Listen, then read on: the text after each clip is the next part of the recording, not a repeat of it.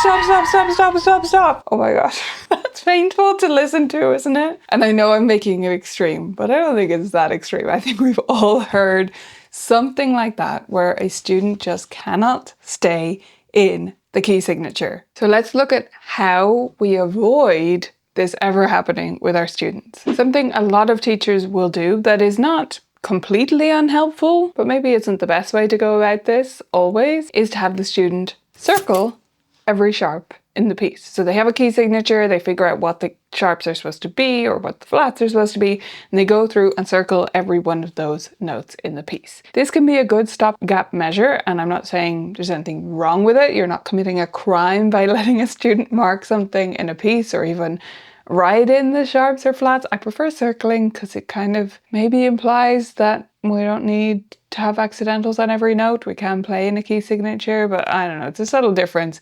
So either way, this can help in the short term. And for some students, it will be enough. Like they'll play a few pieces and you'll let them circle all the whatever's it is. And then the third piece, they'll be fine and they'll be able to play in key. I think that's the exception more than the rule in my experience if we don't have more setup than that. So another way that focuses on that specific piece and just fixing those individual notes is a more fun strategy. This is maybe a step up from the circling, and another thing you can try is to have a student say a thing in a category every time they play that note. So for example, you say colors. So every time they play an F sharp, they're going to say a different color. Like the first time they say purple and then they say blue, and as the sharps keep coming up, they run out of colors to say, and it's just making them focus on that note. This is a fun thing to do, and I think it can be a fun way to practice scales as well. I've heard this used as a strategy for scales where students say a certain thing every time they play the fourth finger, if that's what we need to highlight in their memory of the fingering, or a certain key or whatever it is. Fun, nothing wrong with it, as I've said, but not really getting at the real issue. The real way that you play in a key signature, if you find you're someone who successfully plays in a key signature. I know some teachers who still write in all the accidentals and look, we do whatever works, right? But if you playing in a certain key signature and you find it easy to adapt to different ones, it's not because you automatically in your head circle all the Fs and Cs to play in D major. It's not because you're thinking about the sharps. It's because you're thinking in that key. You know the scale in the key, you know the chord patterns. You're thinking in the key rather than thinking about individual notes and what they're called, and therefore whether they have a sharp or a flat on them. So the best way to get students thinking in a key is to start before every key signature piece, when they're in this stage of still getting used to key signatures, before every piece that has a key signature that isn't C or A minor, you're going to improvise in that key. A lot of teachers do this with scales, like they'll have the student play the D major scale before they play this piece, for example. But I think improvising is a lot more powerful. Both are useful, but if we improvise, we're actually thinking about that key on the piano, how it looks in terms of patterns of black and white keys, how it feels under our hands, how we navigate it. And so if we improvise first, we're already in the key. We're already there.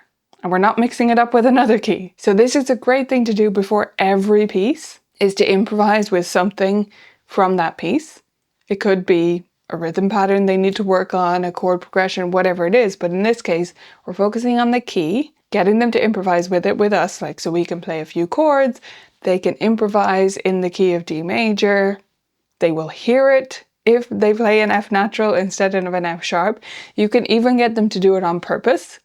So say at some point, I want you to play that F even though you know it's not in this key, and we'll just listen to how that sounds and how that feels in that key. So I found improvising before we start a piece to be much more beneficial and more helpful than circling or marking all the notes, because it focuses holistically on that key rather than on the problem notes. My last two tips are not things you can do in that moment, just before you start a piece in a key signature. They're more long-term strategies. So the first one is intervallic reading.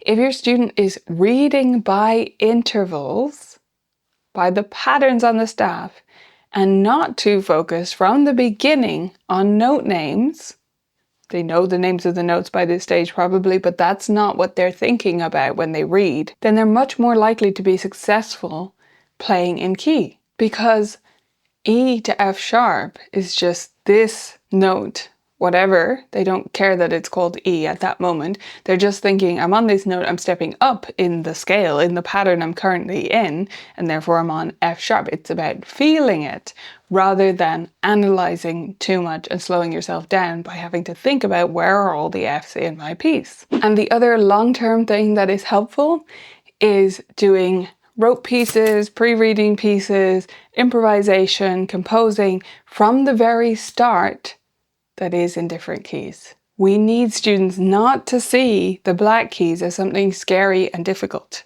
It's not that beginner music should always be in C major because that's easy. It's just easier to read for many students, but that doesn't mean that it's any harder to play in B major. It's actually easier. It's very comfortable.